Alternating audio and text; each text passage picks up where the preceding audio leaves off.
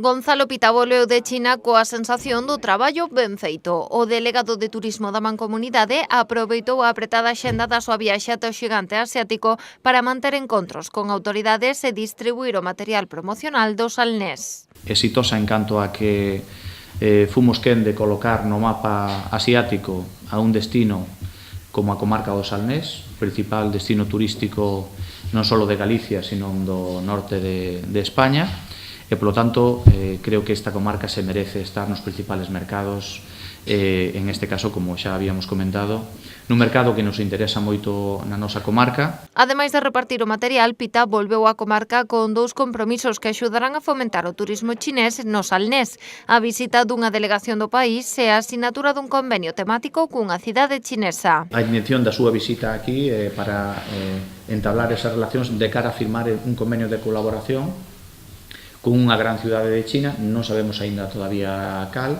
pero en canto a temática da gastronomía. Hai 2 anos que a Mancomunidade fixou o seu interese no mercado do turismo chino.